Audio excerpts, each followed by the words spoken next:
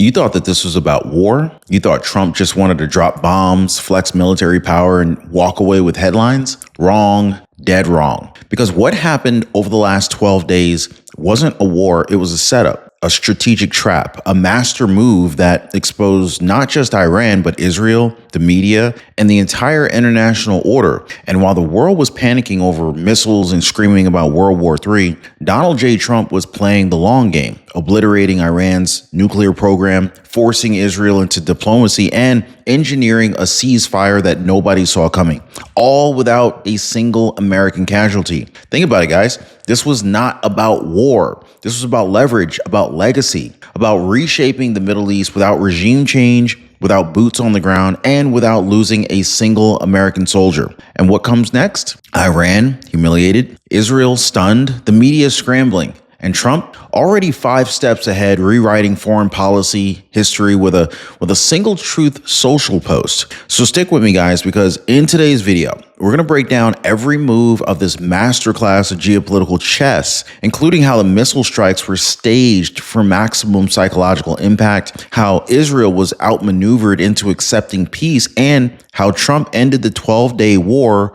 with the most powerful ceasefire strategy in modern history. So check this out, guys. This was never about war. This was President Trump's foreign policy endgame, and it just worked. Now, if you appreciate the daily news updates, please hit the like button and subscribe to the channel. I really appreciate your support. So this was never about war. Let's say it again, louder this time. This was never about war, because if you think President Trump's goal was to get bogged down into another endless conflict in the Middle East, you don't understand the man. You don't understand how he thinks, how he operates, or how he wins. What happened over the last 12 days was not an accident. It wasn't chaos. It wasn't luck. It was design. Trump doesn't just react on the world stage. He bends it. And this time, he bent 2 of the most volatile forces on earth, Iran and Israel, into a ceasefire that the media never saw coming. So how did he do it? He understood something most presidents never do.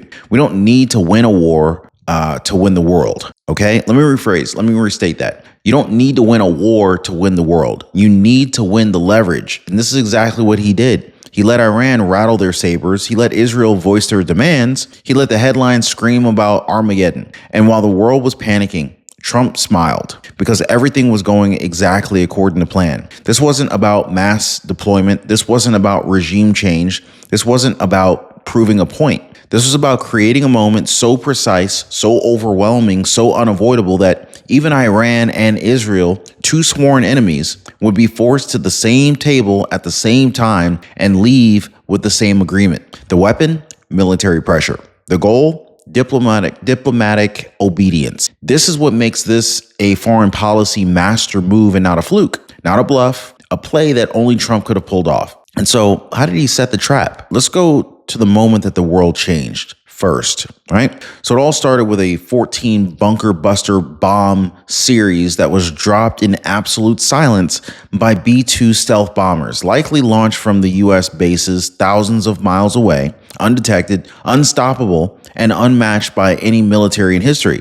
The target? Iran's nuclear core, specifically 3 high-priority nuclear sites, including deep underground enrichment facilities, centrifuge farms, and conversion hubs that were weeks, possibly even days away from completing a nuclear weapon. So in the words of Vice President J.D. Vance, Iran is now incapable of building a nuclear weapon with the equipment that they had because we destroyed it. But here's what matters most. Trump didn't send troops. He didn't issue a declaration of war. He didn't even blink. He acted surgically, swiftly, and strategically. So this was not about removing Iran from the map. This was about removing their only leverage, the threat of nuclear force. And that's why it worked, because Trump didn't just destroy a weapons program. He destroyed a bargaining chip. He forced the Iranian regime into a desperate position where their only play was symbolic retaliation and then a quiet submission. The strike wasn't random. It wasn't impulsive. It was the bait.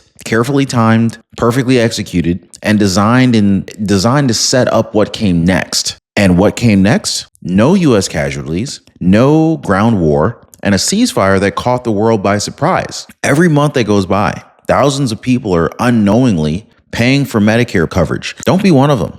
Jamie from Texas has made the switch, and she saved $600 just off of a single phone call. Darlene Walraven, she said, Ron, thank you so much. Chapter is saving me $200 a year and lowered everything. Guys, you don't need to be an expert. You just need someone who compares every single plan, listens to your needs, and helps you get the savings you deserve. Give our friends at Chapter a call right now. It's totally free. Their phone number is listed right down below, or visit them on their website at askchapter.org/Ron. Link in the pinned comment or in the description down below. Stop overpaying and start winning like Trump. So now I want to talk about the part that even the critics are struggling to spin, okay?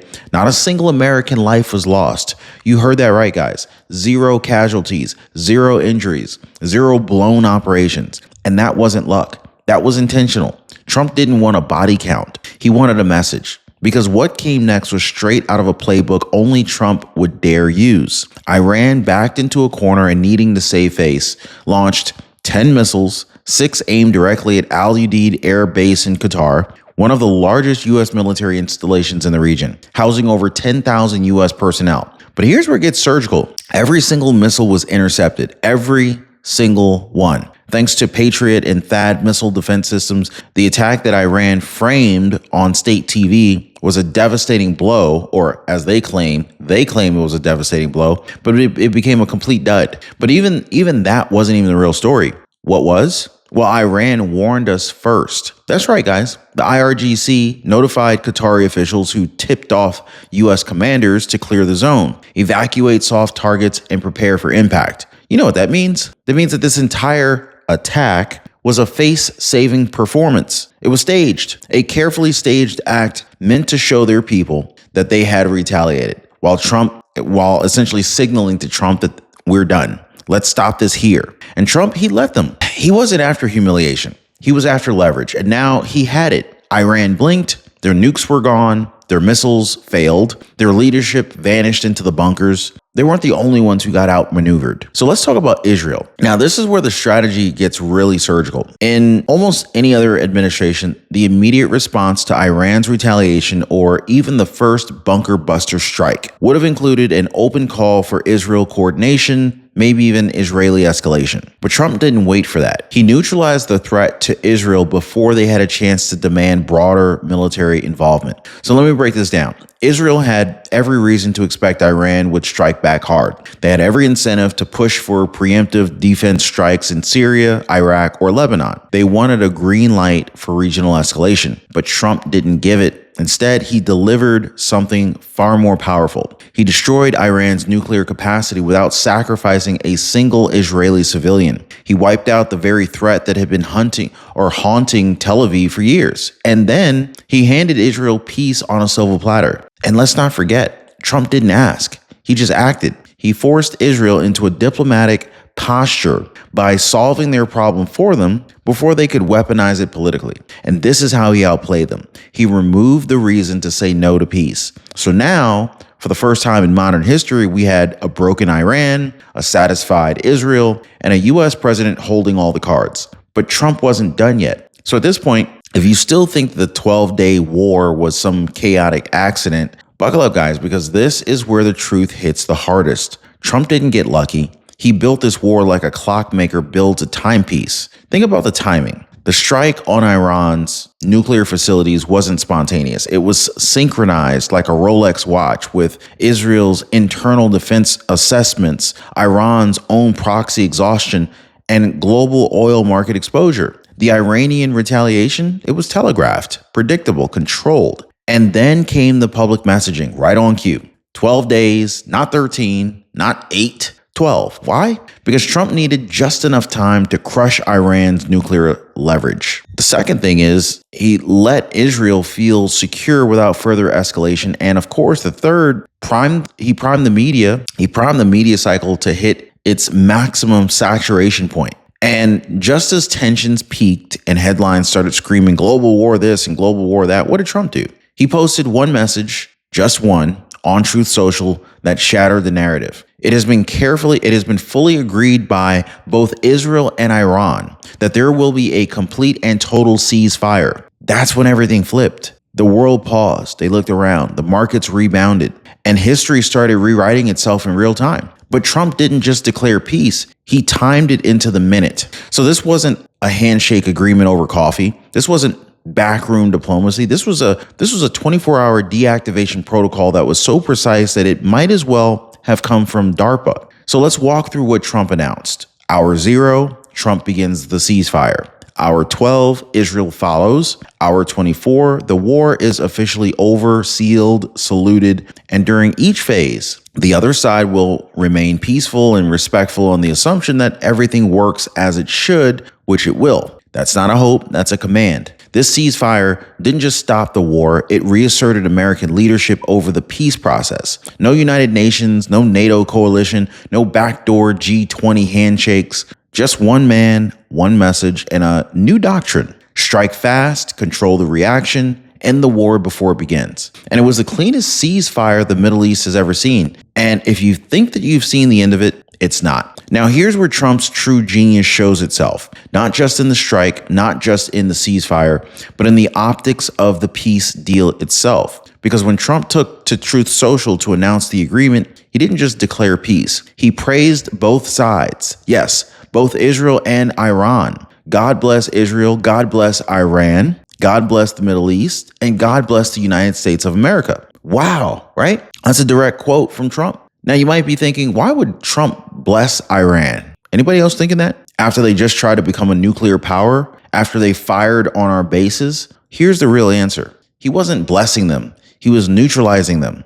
By elevating Iran publicly in the same sentence as Israel, he erased their victim narrative. He cut off their ability to spin the war as a martyrdom, and he reframed the entire outcome as something that they chose, not something that they lost. This wasn't submission. This was cooperation under Trump's terms. You see what he did there, right? So meanwhile, behind that soft tone, here's what was really happening. The U.S. held the military upper hand, the moral high ground, and now the diplomatic high seat as the broker of peace between two historic enemies. And where was the media? Scrambling to explain how Trump did it without their permission? This wasn't just a peace deal. It was a global demonstration that Trump doesn't just lead the United States, he leads the board. But while Trump walked away with all the leverage, Iran didn't. In fact, Iran is still reeling from what just happened. So let's talk about that, right? Iran got wrecked. There's no other way to put it. And everybody knows it. Even Iran knows it. Their nuclear sites pulverized, their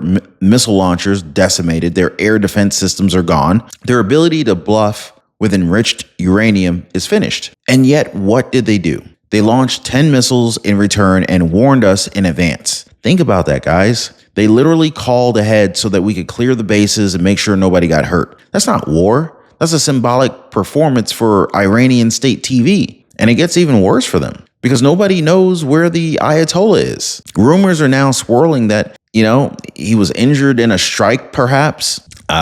Is he underground? Was he even targeted directly? I mean, no official appearances, no statements, just silence, which means one of two things is true. He's hiding or he's gone. Either way, Iran's government has been visibly shaken. Their chain of command is broken. Their international standing is obliterated. And while their propaganda machine just keeps spinning tales of honor, the world saw what really happened. They fired blanks, then folded, then signed President Trump's deal. And Trump let them walk away with a little bit of pride, not because they deserved it, but because he already took everything else. Here's where President Trump did what no other globalist, no neocon, and definitely no Biden ever understood. You don't need to topple a regime to end its power. You just need to make it irrelevant. Trump made it crystal clear from the beginning. No boots on the ground, no occupation, no regime change. This wasn't Iraq. This wasn't Libya. This was a targeted strike with a strategic ceiling. And yet the message to Iran was louder than any declaration of war. Try to rebuild this and we'll wipe it out again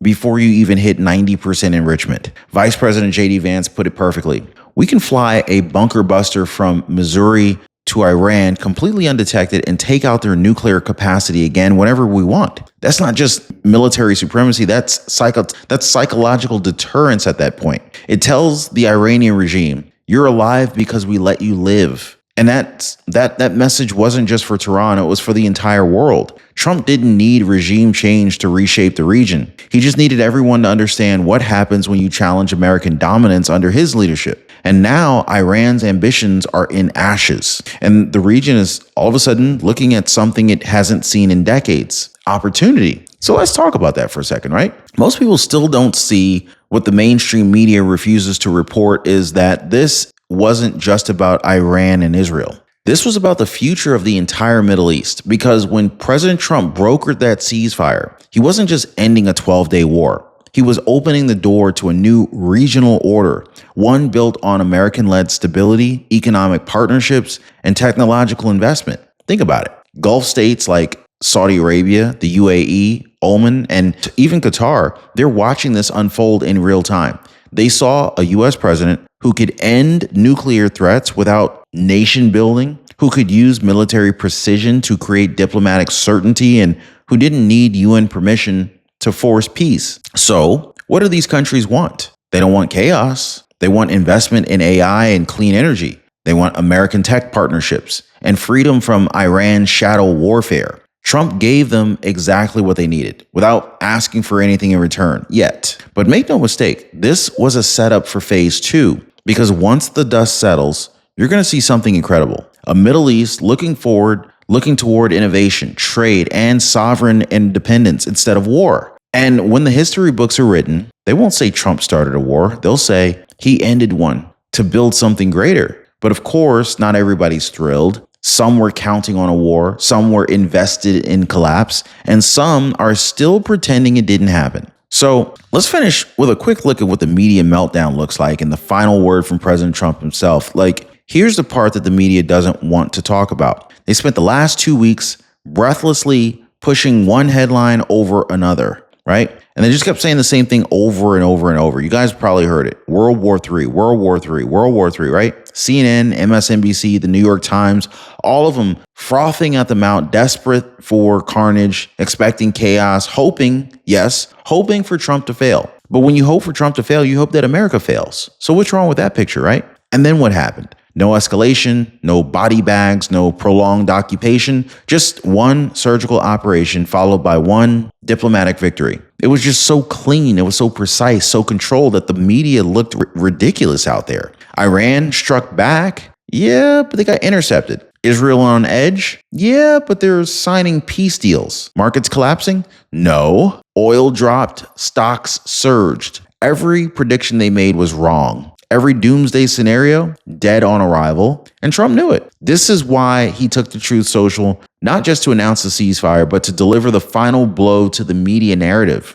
Only the fake news would say anything different, and even they admit the strikes were pretty well destroyed. Wow. Translation? Even his enemies were forced to concede, he won. And this is why this wasn't just a win, it was a master move. He didn't just outmaneuver Iran. He didn't just corner Israel. He outsmarted the press. He flipped the global narrative and proved once again that President Trump's doctrine, peace through power, works. And that brings us full circle to the truth no one else is willing to say out loud. This was never about war. It was about control. It was about precision. It was about leverage. And it was about reshaping the world without firing a single shot. And so if you were waiting for the world to spin out of control under Trump, you just got your answer here. He didn't light the match. He put out the fire. So let me know in the comments, guys. Do you think Iran will dare to rebuild? Will Israel embrace the new peace? And did Trump just secure the greatest foreign policy victory of our lifetimes? Like, share, and subscribe, because the truth doesn't come from the networks anymore, guys. It comes from us. And remember, this was never about war. This was about the master move. And the world just watched it happen in real time. So we'll see you next time.